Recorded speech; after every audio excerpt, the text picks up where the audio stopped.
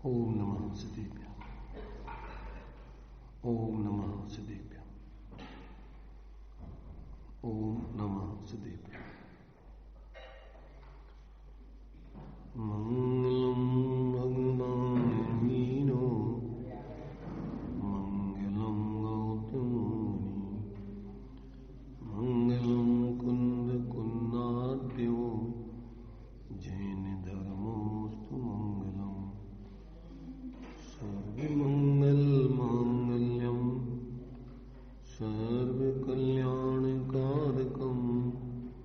प्रधानम सर्वधर्माणां जैनं जयतु शासनं जैनं जयतु शासनं वन्दितु सर्वसिद्धि ध्रुवमचलमनोभवं गतिं पत्ते मुच्छामि समय पावुर मिडमो सुदिकेवली भणिदम् नमः समयसाराय शानुभूत्या चकासिते चित्स्वभावाय भावाय सर्वे भावान्तरज्जिने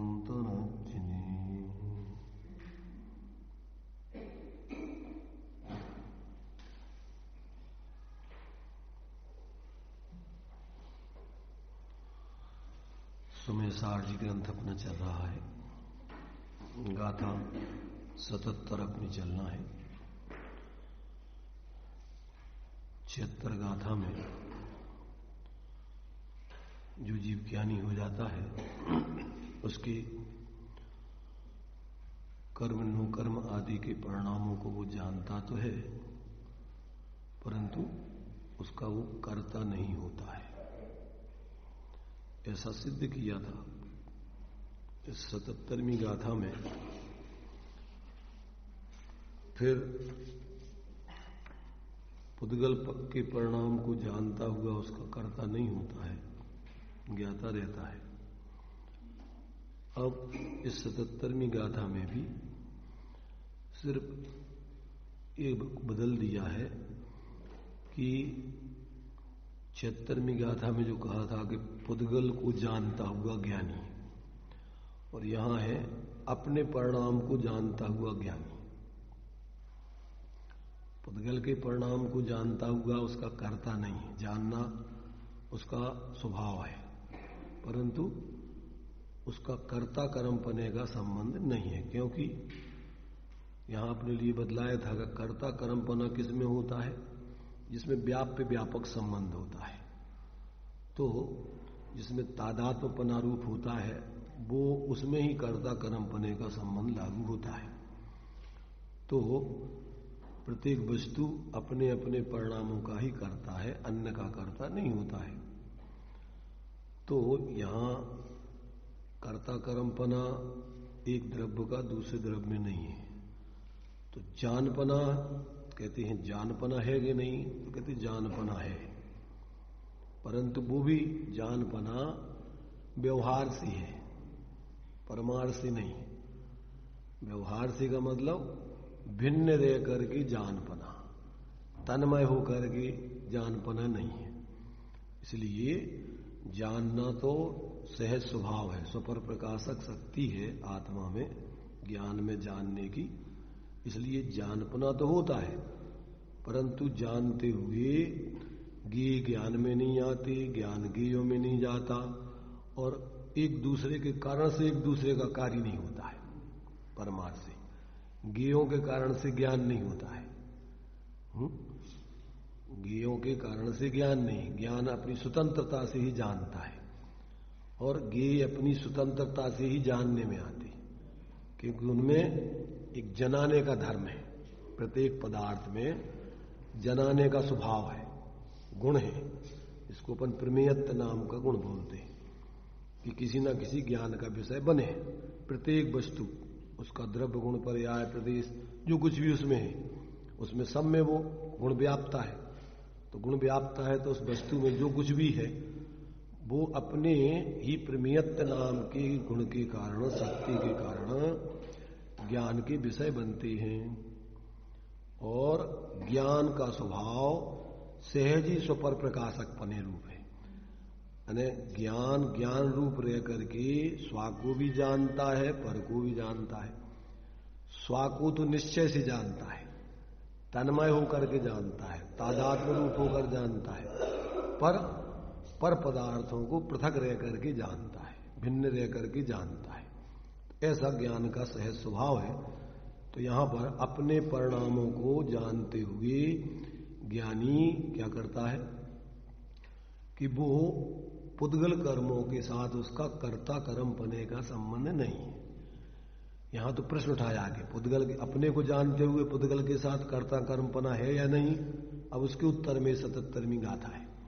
देखिए, इसको पढ़ते हैं अपन पहले।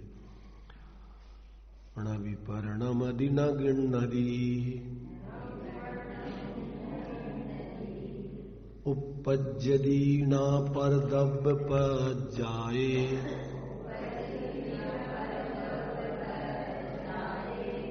नाणी जानन्तो विहु सग परिणामम अणेय विहम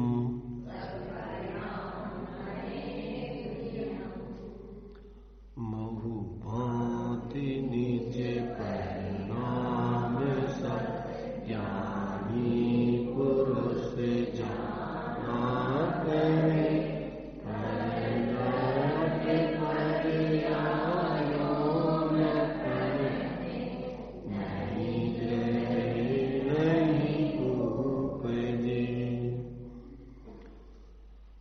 बहुभांति निज परिणाम सब ज्ञानी पुरुष जाना करें, पर द्रव्य पर्यायो न प्रण में नहीं ग्रहे नहीं उपजे। क्या करते हैं वो? माने ज्ञानी जीव अनेक प्रकार के अपने जो परिणाम हैं उन परिणामों को जानता हुआ भी निश्चय से परद्रव्य की पर्याय में परिणमित नहीं होता, उसे ग्रहण नहीं करता और उस रूप उत्पन्न भी नहीं होता। पर को ग्रहण नहीं करता, ग्रहण नहीं करता माने उसमय नहीं होता और उस रूप परिणमित नहीं होता और उस रूप उत्पन्न नहीं होता। एक वस्तु दूसरी वस्तु को न ग्रहण करती है, न उस रूप परिणमित होती है और न उसमें उत्पन्न होती है। ये वस्तु की व्यवस्था है। प्रत्येक वस्तु अपने अपने में ही रहती है, अपने में ही परिणमन करती है और अपने में ही उसकी पर्यायों में उत्पाद व्यय आदि होता रहता है।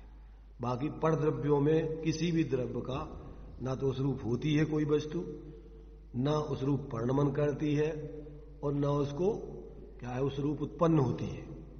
माने ग्रहण नहीं करती, परिणमित नहीं होती और उत्पन्न नहीं होती। यानी ग्रहण नहीं करती माने तद्रूप नहीं होती और परिणमन नहीं करती उस रूप माने उसकी पर्याय से पर्यांतर उसमें नहीं होती और एक एक पर्याय उसमें उत्पन्न नहीं होती पर्याय के रूप में। माने उसमें परिणमन नहीं करती, क्रिया से क्रियांतर होना परिणमन कहलाता है। जो अपने लिए कर्ता परिणामी द्रव, कर्म रूप परिणाम और क्रिया पर्याय की फेरनी एक वस्तु त्रैना। एक ही वस्तु में तीनों चीजें होती हैं। वही वस्तु अपनी पर्यायों में परिणमित होती है, उस रूप ही रहती है और उसी में प्रतिक्षण उत्पन्न होती है। एक एक पर्याय उत्पन्न होती है और नष्ट होती है। तो अब चाहे मिथ्या दृष्टि हो चाहे सम्यक दृष्टि हो, पहली चीज तो अब मिथ्या दृष्टि जीव को वेद विज्ञान नहीं होने से वो अपने लिए पर का कर्ता, पर रूप परिणमित होना और पर रूप उत्पन्न होना, तन उपजत अपनी उपज जान, तन नसत आपको नाश मान, तो अपने को शरीर रूप मानता है, उसके उत्पाद व्यय को अपना उत्पाद व्यय मानता है, उसके परिणमन को अपना परिणमन मानता है। बालक, वृद्ध, जवान, मोटा, पतला, कौन कौन आत्मा के शरीर। आत्मा न मोटा होता है, न पतला होता है, न इस शरीर के कारण से उसका जन्म मरण होता है।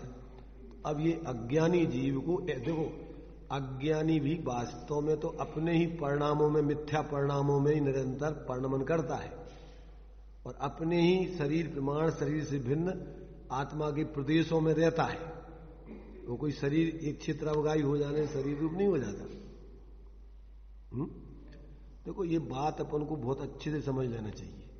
पहले तो अपन को ऐसा स्थूल विपरीत, अपना जो अभिप्राय है विपरीतता का, मोटा सविकल्प रूप में, और जब ऐसा विश्वास हो जाएगा तो फिर अपन को ज्ञान लक्षण से लक्षित संयोग का एक क्षेत्रावगाही संबंध, परद्रव्यों का आत्मा के साथ अभी संसार दशा में अवगाह संबंध, एक क्षेत्रावगाह। विकारी परिणामों का कौन सा संबंध है? संयोग संबंध।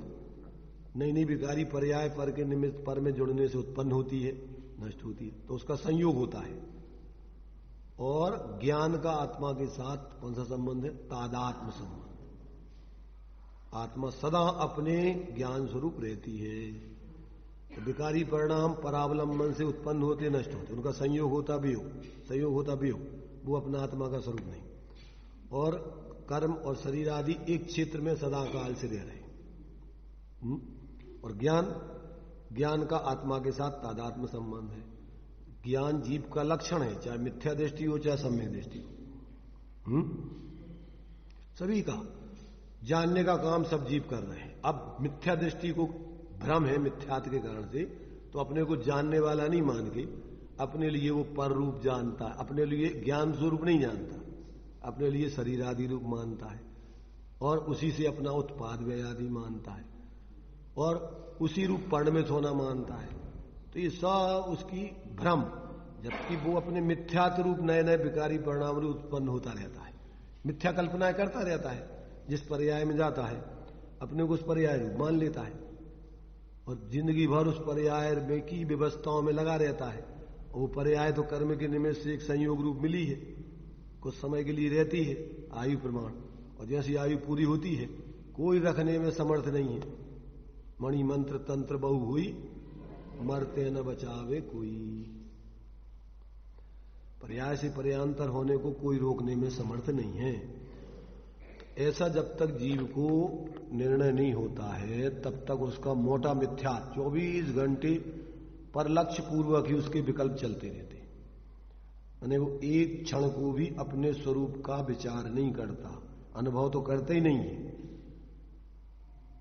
अपन को मैं कौन हूं, आया कहां से और मेरा रूप क्या, संबंध कौन से दुखमय है कौन से सुखमय है, किसे छोड़ना है किसे ग्रहण करना है, ये विचार जब तक नहीं करे, माने अपन को मिथ्यात् छोड़ना है, सम्यक को प्रकट करना है, माने पर्यार्थिक न से, द्रव्यार्थिक न से, तो ना अपन को कछु ग्रहण करना है ना कछु छोड़ना है। आत्मा तो कैसी है? अनादिकाल से ज्यों की त्यों चैतन्य चैतन्य स्वरूप ही है। अब पर्याय में वो क्या कर रही है? अपने उस स्वरूप को भूल के शरीर आदि में मूर्छित हो गए, ऐसी अज्ञान मिथ्यात् कसाय आदि की परिणाम क्षण कर रही। और जितना संसार है, कितना संसार है?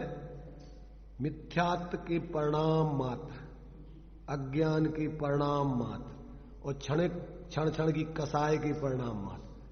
अगर ये नहीं करो तो आत्मा तो जैसी परमात्मा है वैसी सब आत्माओं का स्वरूप है, अप्पा से ऊपर मप्पा। बहुत ही सहज सरल है, ज्ञानी कहें सहज का धंधा।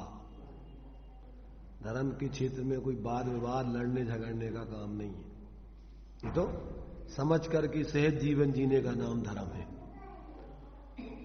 तो देखो इसको अपन पढ़ते हैं अभी गाथा टीका, इसमें जो लिखा हुआ है पहले, ज्ञानी अनेक प्रकार के अपने परिणाम को जानता हुआ भी निश्चय से परद्रव्य की पर्याय में परिणमित नहीं होता, उसे ग्रहण नहीं करता और उस रूप उत्पन्न भी नहीं होता। प्राप्य, विकार्य और निर्वर्त्य। प्राप्य माने ग्रहण करना, विकारी माने परिणमन करना, निर्वृत्त माने उत्पन्न होना। तो ऐसा व्याप्य लक्षण वाला आत्मा का परिणाम स्वरूप जो कर्म कर्ता का कार्य, उसमें आत्मा स्वयं अंतर्व्यापक होकर, माने अपने जानपने में अपनी आत्मा व्याप्ति है अंतर से, माने पूरा उसमें मय होकर के परिणमित हो रही, वो उसमें व्याप रही। और कैसी व्याप रही वो? प्रत्येक पर्याय उत्पन्न होती है, रहती है, नष्ट होती है।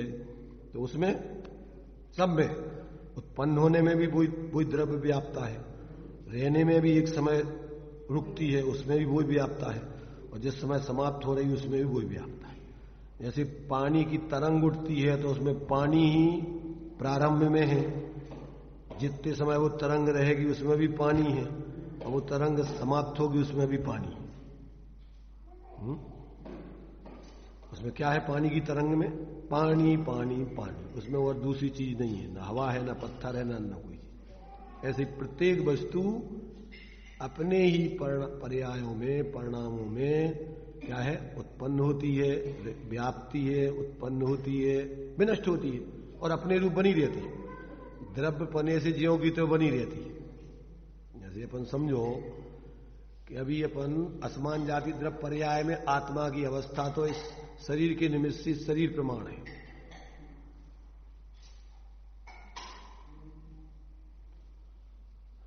कहां है आत्मा? कहां रह रही है? अणु गुरु देह प्रमाणो। अणु गुरु देह रूप नहीं, अणु गुरु छोटे बड़े शरीर प्रमाण, सब उससे भिन्न। उपसंहारप्य सप्दो चेदा। अभी मनुष्य पर्याय में अभी उत्पन्न हुई आत्मा, शरीर प्रमाण, जितना शरीर छोटा अवस्था में था, संकुच विस्तार नाम की शक्ति है, उतने शरीर में रहती है। जैसे जैसे शरीर बढ़ता जाता है वैसे वैसे आत्मा के प्रदेश फैलते जाते हैं। ये उसमें शक्ति है फैलने। कितना फैल सकती है? 3 लोक में व्याप सकती है। कितनी व्याप सकती है? अखंड, टूटेगी नहीं, एक वस्तु टूटती नहीं है कभी, पूरे 3 लोकों में व्याप सकती है वो। और सुकुड़ के एक निगोदिया जीव के शरीर प्रमाण भी हो सकती है वो, पर वो प्रदेश असंख्यात ही रहेंगे, उनमें कम बड़ा नहीं होंगे। चाहे वो निगोदिया लब्धि पर्याप्त तक निगोदिया के शरीर में आ जाए, और चाहे वो लोक प्रमाण केवली समुद्घात के समय फैल करके 3 लोगों में फैल जाए। पर आत्मा कितनी रहेगी? उतनी की उतनी, उसके उतने ही गुण। वो ज्यों कहते हैं अखंड द्रव, अवस्था में सिर्फ संकोच विस्तार। क्या होता है उसमें? संकोच विस्तार। जैसे फूकना होता, फुग्गा बच्चों का, तो हवा निकाल दो तो सुकड़ के इतना हो जाएगा, हवा भर दो तो फैल के इतना हो जाएगा। तो फूकना कितना बढ़ गया, कितना घट गया? हवा के निमित्त से वो तो सिर्फ फैला है, सुकड़ा है, उतना ही का उतना है। उस फूकने में कुछ भी घटा बढ़ी नहीं। ऐसे ही आत्मा चाहे छोटे शरीर में जाए चाहे बड़े शरीर में जाए, वो उसमें फैलने सुकड़ने की ताकत है। उसके प्रदेशों में संकोच विस्तार नाम की शक्ति है। तो संसार दशा में वो संकोच विस्तार शरीर प्रमाण कर लेती है, समुद्घात को छोड़ के। समुद्घात के समय मूल शरीर को छोड़े बिना आत्मा के प्रदेश बाहर भी फैल जाते हैं। 7 प्रकार का समुद्घात बताया है। कौन कौन सा? 7 प्रकार का समुद्घात। वेदना, कसाय, विक्रिया, मारणांतिक और केवली समुद्घात, और तुम्हारे से जो तुम्हारे से आहारक शरीर, आहारक समुद्घात, और जो तुम्हारे से जैसे दीपायन मुनि को हुआ था, पुतला निकला था, वैक्रियक समुद्घात। तो ये इनमें क्या होता है कि मूल शरीर को छोड़े बिना आत्मा के प्रदेश कसाय में जहां तक प्रदेश जाना होगी जाएंगे। तकलीफ में वेदना समुद्घात है, कष्ट हो रहा है आपको, भूख लग रही है, प्यास लग रही है, तकलीफ में आपको लगे हमें कहीं भोजन मिल जाए, पानी मिल जाए, तो आत्मा के प्रदेश निकल करके भोजन पानी को छू के आ जाए जहां हो तो। तकलीफ अथवा बीमारी में बहुत तकलीफ हो रही है, दवाई की चिंता में आपके आत्मा का प्रदेश, आत्मा दुखी हो रहा है, तो उस वेदना में वो दवाई ढूंढने के लिए निकल जाएगा आत्मा के प्रदेश, और जहां दवाई हो छू के कदाचित आ जाए तो। पर वो इतने मूल में प्रति खंड नहीं होगी, टूट के नहीं जाएगी वो, चूंकि बीच में भी कारमाण और तेजस शरीर साथ में जुड़ा हुआ रहेगा। अपन को चूंकि वो बहुत सूक्ष्म है, अपन को दिखाई नहीं देता है, इसलिए व्यक्ति शरीर भी देवों का शरीर है, अपन को दिखाई नहीं देता है। पृथक विक्रिया कर सकते, अपृथक विक्रिया कर सकते। जैसे मान लीजिए चक्रवर्ती आदि होते, 96,000 शरीर बना सकते अपने।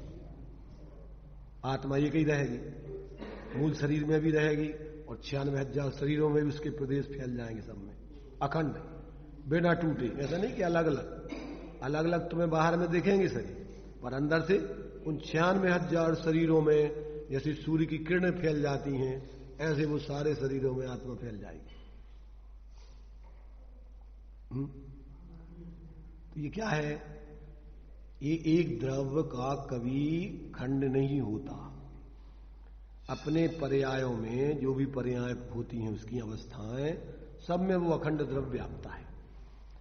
तो ऐसा जब व्यक्ति को ज्ञान होता है तो फिर वो पर द्रव्यों का कर्ता धर्ता अपने को नहीं मानता, भोक्ता भी नहीं मानता, और निश्चय से पर द्रव्य भिन्न रह करके ज्ञाता तो है, पर उनमें तन्मय होकर के नहीं जानता, सब भिन्न रह करके दूर रह करके जानेगा। ऐसा जो है ये आत्मा का स्वभाव है। तो अपने परिणामों को अनेक प्रकार जानते हुए भी परद्रव्य का कर्ता धर्ता नहीं होता वो, उसका परद्रव्य के साथ कर्ता कर्म संबंध नहीं। अब ऐसा अपन को ज्ञान हो जाए तो अपन को जो मूर्ताओं के विचार मोटे मोटे, ये मेरा हो गया, ऐसा कर दिया उसने, ऐसा कोई कुछ नहीं करता मिथ्या कल्पनाओं के अलावा। और ज्ञानी जीव ज्ञाता रहते हैं, शांत रहते हैं, कौन क्या कर रहा है वो जाने। उन्हीं राज के ऊपर पाप के उदय में उपसर्ग आदि हो तो वो कोई घबराते नहीं, कोई चिंता नहीं करते, वे अपने ज्ञाता स्वभाव का ही अनुभव करते हुए सहज रहते। वो अज्ञानी चीखता चिल्लाता है, परेशान होता है, पर उस चीखने चिल्लाने से आकुलता होती है। परिणमन तो तेरे लिए जो होना है बाहर का वो होगा, उसको वो रोक नहीं सकता है। शरीर कटना पिटना है, अगर नष्ट होना है, शरीर बीमार होना है, शरीर में मार पड़ना है, पाप के उदय में तो पड़ेगी, पर ज्ञानी जानेंगे। और मिथ्या दृष्टि अज्ञानी चिल्लाएगा चीखेगा कि मैं मर गया, मुझे मार दिया। ये सारी बातें समझ जाने पर व्यक्ति के जीवन में अंदर से बहुत शांति आती है, सहजता रहती है।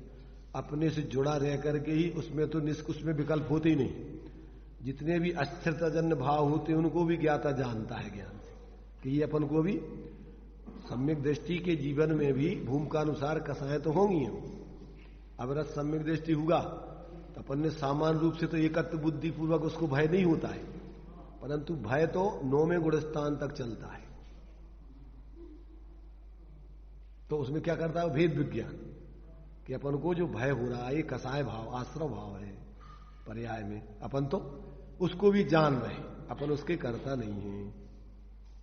वो कर्म के उदय में अस्थिरताजन परावलंबन अभी जो जितनी अपनी जुड़ान हो रहा है कसाय का उतना वो प्रवृत्ति, तो वो कसाय के उदय का कार्य चल रहा है, उसका भी ज्ञाता है। एक दृष्टि से ज्ञाता है, ज्ञान की अपेक्षा ज्ञाता है, वीतरागता की अपेक्षा अकर्ता है। जितना जितना स्वरूप में जुड़ा है वो उस जाति का परिणमन तो हो ही नहीं रहा है स्वभाव की अपेक्षा, और विकारी परिणाम की अपेक्षा वस्तु स्वरूप के आधार पर वो उसी का परिणाम है, इसलिए वो उतना अस्थिरता जन उसका कर्ता भी कहा जाएगा। अभी इसी में अभी अपन चलेगा जब 80 गाथा से निमित्त नैमित्तिक संबंधी बताया जाएगा पुद्गल कर्म के निमित्त से जीव परिणमित होता है और जीव के परिणामों से पुद्गल भी परिणमित होता है। निमित्त नैमित्तिक संबंध। बिना जीव के परिणामों के कर्मों का परिणमन नहीं होता है ज्ञानावरणादिक रूप। और बिना कर्म के उदय के जीव के भी मोह राग द्वेष आदि के विकार परिणाम नहीं होते। पर उन विकारी परिणामों का कर्ता पुद्गल कर्म नहीं है। उसका कर्ता कौन है? उसका कर्ता जीव ही है। कौन जीव? अज्ञानी जीव। ज्ञानी तो उस रूप अपने को मानते ही नहीं है। कर्म के उदय का कार्य जान के उसका भी ज्ञाता रहता है।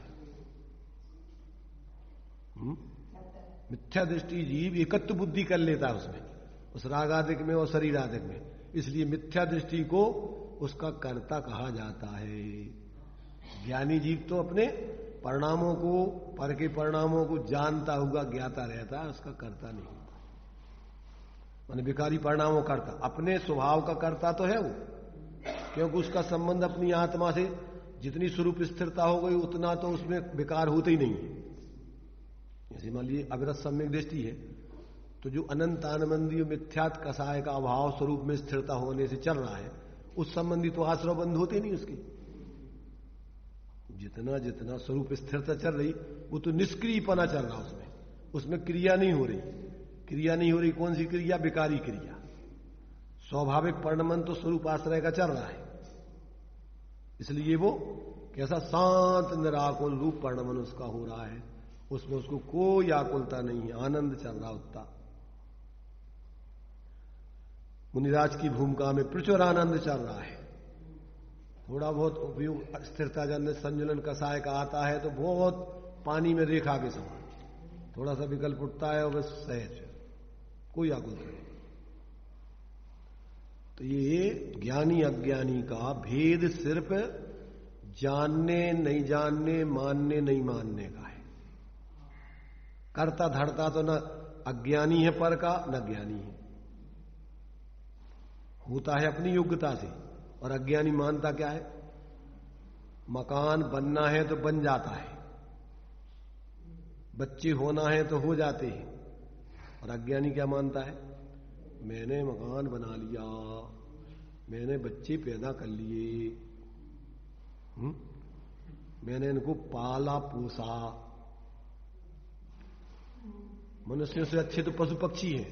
अभी अपने बच्चे पैदा करते हैं, नया मकान बनाते हैं, घोंसला पालते पोसते हैं और उड़ा देते हैं, बेबी फ्री सब फ्री, कोई कर्तृत्व नहीं, कोई उनके किसी प्रकार की अपेक्षा भी नहीं।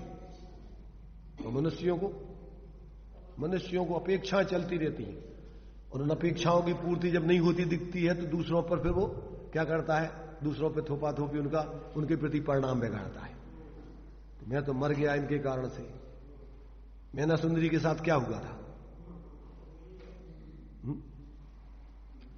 मैना सुंदरी के साथ क्या हुआ था?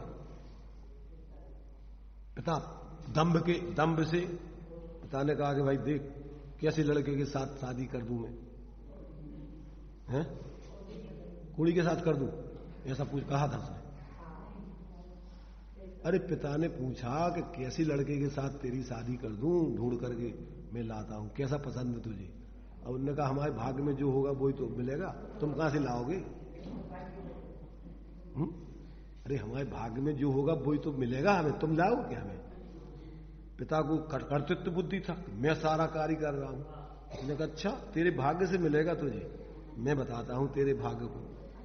ठीक है बताओ हमारे भाग्य को क्या बताते हो? तो क्या लाए वो? तद्भव मोक्षगामी कामदेव को ढूंढ के लाए। उस समय तो उसका कर्म के उदय का नाटक चल रहा था, पाप के उदय का नाटक था, बाहर में शरीर में कोड़ दिख रहा था। तो उसने सोचा कि हाँ ये ठीक है, और उस कोड़ी को लाए। उसने तो आनंद से प्रसन्न होकर के स्वीकार किया, अच्छा है। भाई उसको तो अपने वस्तु व्यवस्था पर विश्वास है ना, सम्यक दृष्टि थी ना वो। तो ऐसा कब कह सकता है कोई जिसको वस्तु स्वरूप की स्वतंत्रता का ज्ञान हो, वही कह सकता है कि हमारे भाग्य के अतिरिक्त कोई हमें कुछ नहीं दे सकता। दे सकता क्या किसी के भाग्य से अतिरिक्त कोई? अब अपन को विश्वास नहीं होता है तो अपन दीनहीन के भैया ये हम ऐसा कर दें, भी हम ऐसा, कोई पत्ता नहीं हिला सकता है। दूसरे लोग भी बोलते हैं, वे भगवान के ऊपर थोप देते हैं। क्या जाखों राखे साइया मार सके ना कोई, बाल ना बांका कर सके जो जग बेरी हुई। क्या अर्थ हुआ? उसका अर्थ भी वही हुआ, भगवान के ऊपर डाल रहे, पर है तुम्हारे भाग्य का व्यवस्था, उदय की व्यवस्था। तुम्हारे अगर उदय में पुण्य का वो भाग्य भी देखो तुम्हारे द्वारा कृत है, ये ध्यान रखना। पूर्व कृत तुमने जो पूर्व में भाव किए थे उसके निमित्त से जो कर्म बंधे, उस कर्म के उदय में जो परिस्थिति बनना है अब उसको कोई नहीं टाल सकता है। जो अपन पढ़ते ना, स्वयं किए जो कर्म शुभाशो फल निश्चय ही वे देते, स्वयं करे फल अन्न दे तो स्वयं किए निष्फल होते। अपने कर्म सिवाय जीव को कोई न कुछ देता कुछ भी, कोई न फल देता कुछ भी, पर देता है यह विचार तज, स्थिर हो छोड़ प्रमादी बुद्धि। अगर ये समझ में आ जाए तो अपन जो दूसरों के ऊपर उलाहना और दूसरों के प्रति दुर्भाव करते फिर करेंगे कि नहीं करेंगे? सीता जी को जंगल, गर्भवती सीता जी को जंगल जाना पड़ा, किसने भिजवाया?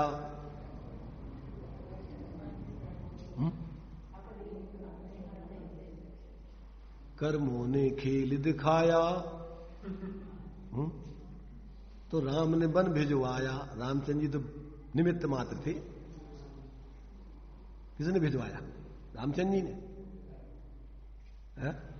अपन नो कर्मों को देखते बाहर से, अंदर में जो उसका मूल स्वामी है, कर्ता निमित्त रूप में, वो भी कौन है? अपना बांधा हुआ पूर्वकृत कर्म का उदय है। भी कर्तव्य उसके भी नहीं है। ऐसा जिसको समझ में आ जाए तो अपनी जो है व्यर्थ की जो दुर्बुद्धि के विचार होते हैं, मिथ्या कल्पनाएं, वे पैदा ही नहीं हो। सहज रहे अपन ज्ञाता हर परिस्थिति में। क्यों? कि जो परिस्थिति बन रही वो अपने द्वारा की हुई है पूर्वकृत, और जो वर्तमान में अपन भाव कर रहे, अभी वर्तमान में उसका परिणाम भोग रहे, आगे कर्म बंधेंगे। अगर आप स्वाभाविक जी रहे हो तो कर्म की निर्जरा हो रही, आगे परिस्थिति बनेगी नहीं। अभी भी आनंद भोग रहे, आगे भी आनंद में रहोगे। और यदि आप विकारी परिणाम कर रहे तो पूर्वकृत कर्म के उदय से परिस्थिति बन रही, उसको बनाने वाला कोई दूसरा नहीं। और अभी जो परिणाम कर रहे, आगे की परिस्थिति बनाने के लिए तुम्हारी तैयारी कर रहे। अब ये समझ में आ जाए तो अपन को पूछ लाने की जगह नहीं देती। फिर पूछ लाना जानते? आत्मा की पूछ क्या है? विकल्प, उपयोग। विकल्प करने के लिए गुंजाइश नहीं होती, निर्विकल्प रहो गया था दृष्टा। ये जीवन जीने की कला है, सहज आनंदमय जीवन जीने की कला।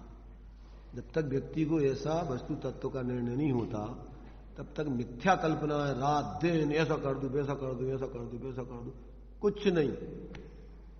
पाप का उदय हो, एक क्षण में तुम्हारा कोई लकवा लग जाए या ऐसी बुद्धि फिर जाए, सोच ही नहीं पाओ।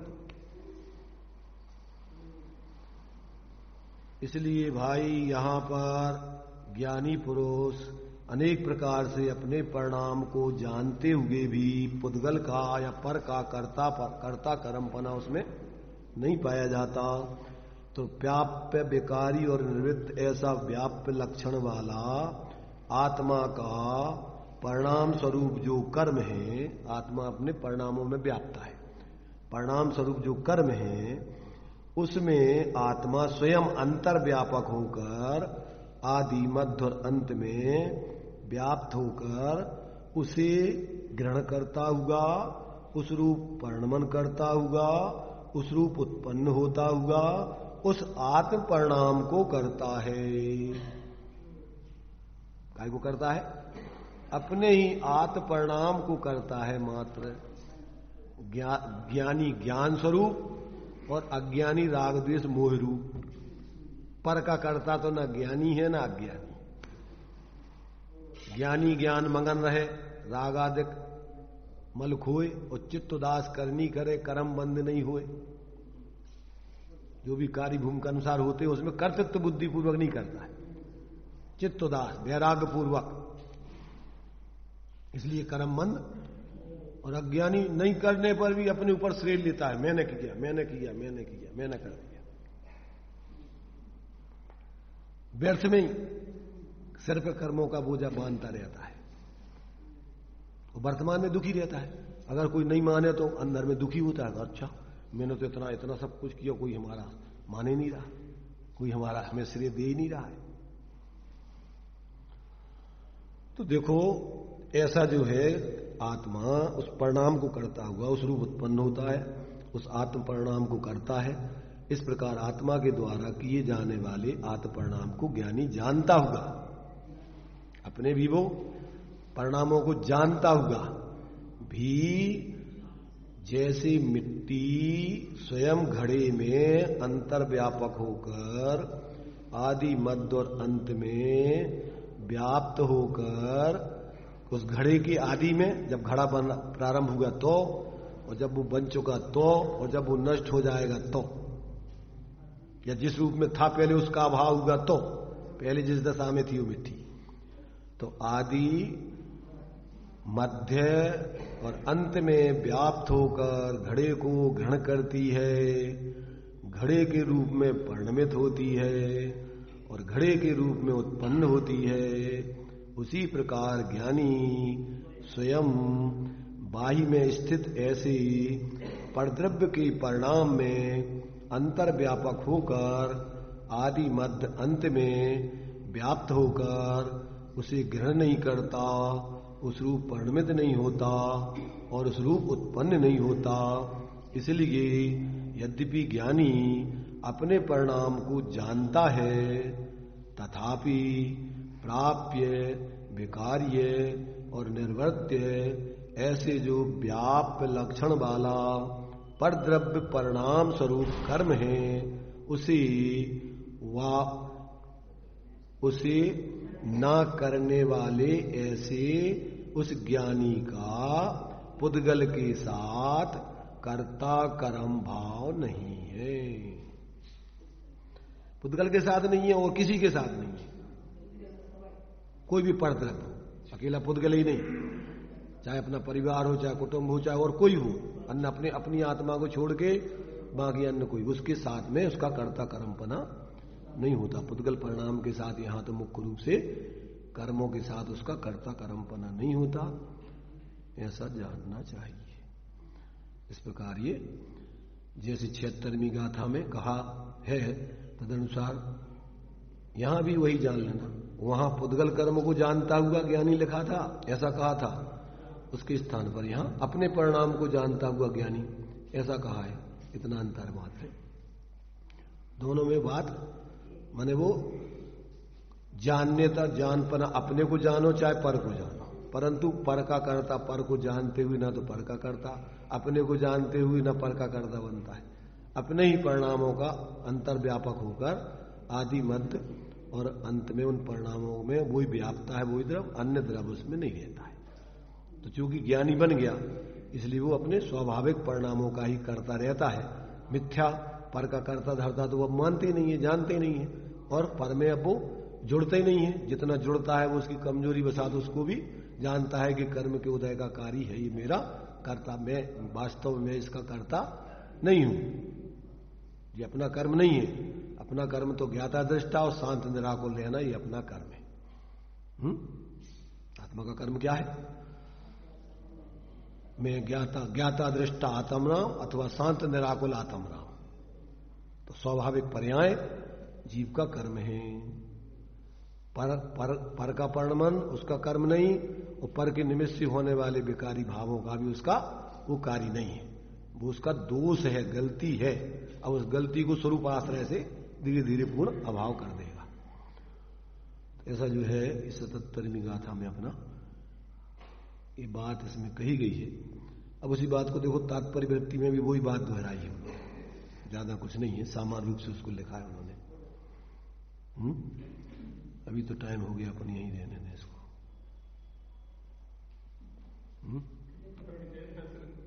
क्या क्या देख लो, तुम्हें आकुलता हो जाए।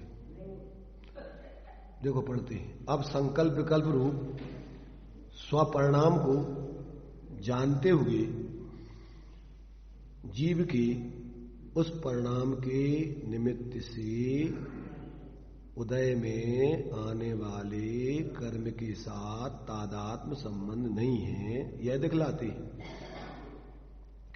सग परिणामम अणे विहम। अब देखो यहां सग परिणामम में कौन सी ले रही है? छायुपसमिक के संकल्प विकल्प रूप अपने परिणामों के अपने आत्मा के उपादान कारण रूप से किए जाने वाले स्वपरिणाम अनेक प्रकार के हैं। कौन से? छायुपसमिक, क्योंकि यहां ज्ञानी की बात चल रही है, तो सम्यक प्रकार से जो अपने परिणाम चल रहे हैं उनको उपादान कारण रूप से किए जाने वाले स्वपरिणाम अनेक प्रकार के होते हैं। ज्ञान, दर्शन, वीर्य, सम्यक, चारित्र आदि के जितने भी छायुपसमिक भाव है, माने अपने लिए 4 प्रकार के परिणाम हैं। औपसमिक, छायुपसमिक, औदिक, छाय परिणाम, और पारिणामिक तो वो द्रव्य है, द्रव्य स्वभाव है। इसलिए यहां पर 4 प्रकार के परिणामों में यहां मुख्य रूप से छायुपसमिक ज्ञानी की जीवन में अभी जब तक कर्मों का क्षय नहीं हुआ तब तक वो सम्यक छायुपसमिक भाव है। तो यहां कहते हैं भी अनेक प्रकार के उपादान कारण रूप से किए जाने वाले स्वपरिणाम अनेक प्रकार के हैं।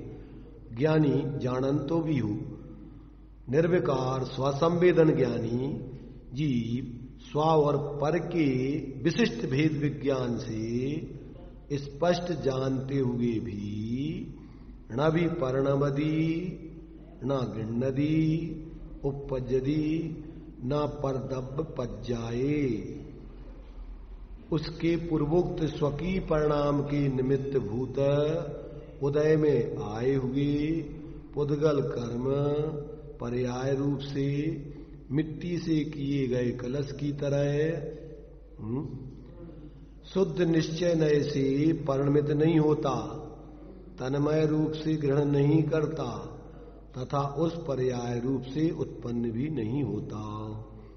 किस कारण से परिणमित या उत्पन्न नहीं होता?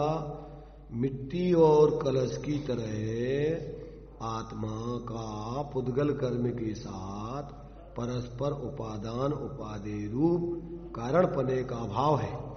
माने जो उसकी परिणामों के निमित्त से कर्मों का उदय आदि हो रहा है, जो भी स्थिति बन रही है, क्षयोपशम आदि की स्थिति बन रही है, तो क्या है कि वो तो उसका कर्मों के साथ संबंध है, उन कर्मों का पुद्गल के साथ। मिट्टी और कलश की तरह आत्मा का पुद्गल कर्म के साथ परस्पर उपादान उपादेय रूप कारणपने का अभाव है।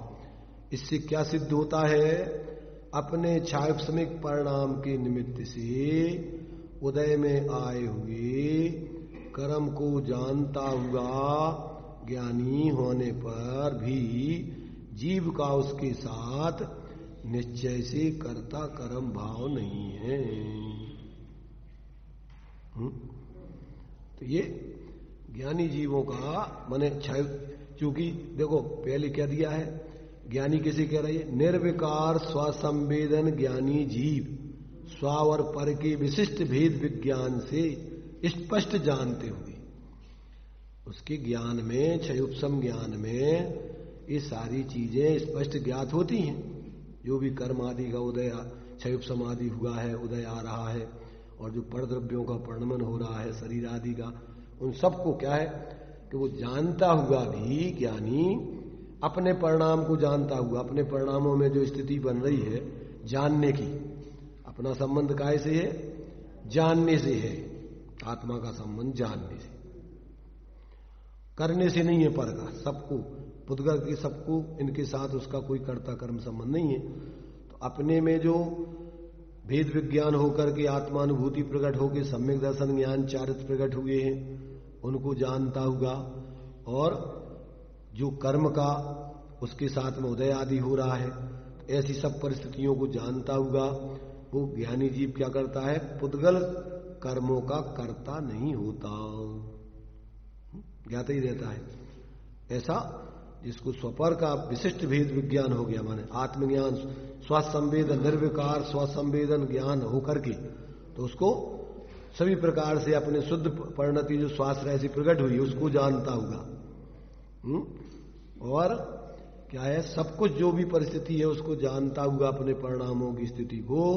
वो पुद्गल कर्मों का क्या नहीं होता है, कर्ता नहीं बनता है, उसका कर्ता कर्म भाव उसके साथ में नहीं होता है। क्यों? कि उनमें पुद्गल तन्मय है, आत्मा तन्मय नहीं। आत्मा तो अपने जानन पने रूप स्वभाव में, अपने स्वाभाविक परिणमन में तन्मय है। आत्मा का इनसे संबंध है और उससे संबंध नहीं है। ऐसा जो है सबको जानता हुआ। और क्या है, जीव वास्तव में पर का कर्ता कर्मपना संबंध अपने को नहीं जानता है। तो इससे ये सिद्ध होता है, अपने छायास्वरूप परिणाम के निमित्त से उदय में आए हुए कर्म को जानता हुआ होने पर भी जीव का उसके साथ निश्चय थी। माने यहां तो अपने जीव अपने परिणामों को जानता हुआ और उसका पर के साथ कर्ता कर्मपना नहीं है, वो मात्र ज्ञाता ज्ञेयपने का संबंध है। आत्मा ज्ञाता और जानना अपना जानपने रूप कर्म और अपने स्वाश्रय से प्रकट होने वाले सम्यक दर्शन ज्ञान चारित्र आदि रूप स्वाभाविक कर्म, ऐसा उसको वो जानता है। परंतु वो कर्म माने किसी प्रकार कर्मों का कर्ता धर्ता नहीं बनता है। कि हम किसी पर की कर्ता धरता है। क्यों नहीं? क्योंकि उसमें मिट्टी कलश के समान, जिस प्रकार से कलश में मिट्टी व्याप करके वो क्या होती है, उसमें तन्मय होती है, उस रूप परिणमित होती है, उसमें उत्पन्न होती है, और उसे प्राप्त करके उस रूप परिणमित होकर उस रूप उत्पन्न करती है। परंतु उसमें अन्य कोई जीव आदि उसको ग्रहण आदि नहीं करता, इसलिए वो कर्म का कर्ता नहीं मानता। ऐसा जो है इस 77वीं तात्पर्य व्युत्ति में उसी बात को इन्होंने स्पष्ट किया है, कोई विशेष नहीं है।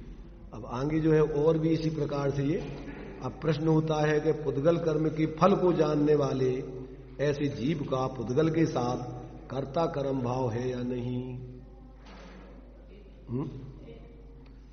देखो कितने प्रकार से निषेध कर रहे।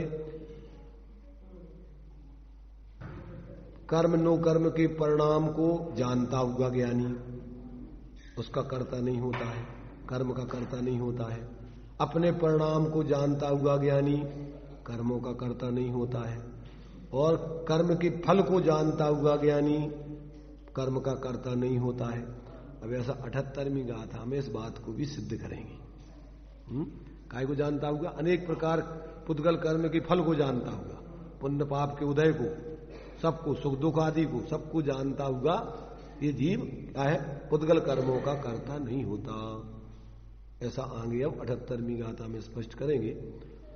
अभी अपन यही माने एक एक तरीके से कहां जीव इधर से नहीं तो उधर से पकड़ लेता है, उधर से नहीं तो इधर से पकड़ लेता है, कैसी कैसी वो भ्रांति करता रहता है, मिथ्यात्व की मान्यता बना रखता है। उन सबको ये आचार्य देव तोड़ रहे हर प्रकार से। उनको जानता होगा, अपने परिणामों को जानता होगा, उन पुद्गल के परिणामों को जानता होगा, अपने परिणामों को जानता होगा, कर्म के फल को जानता होगा।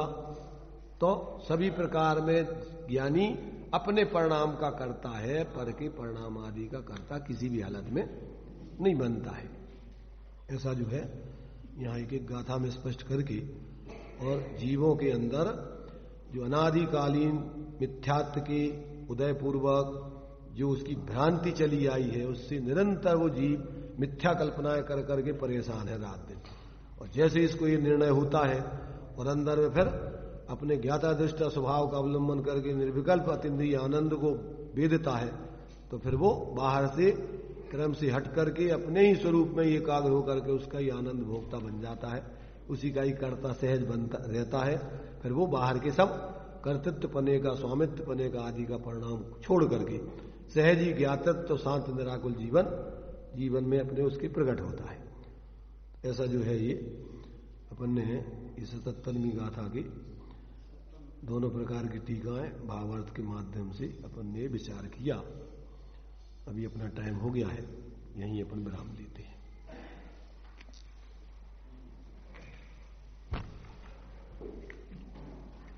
सापेक्ष अमृत जिन वचन निरपेक्ष सत चैतन्य दर्शा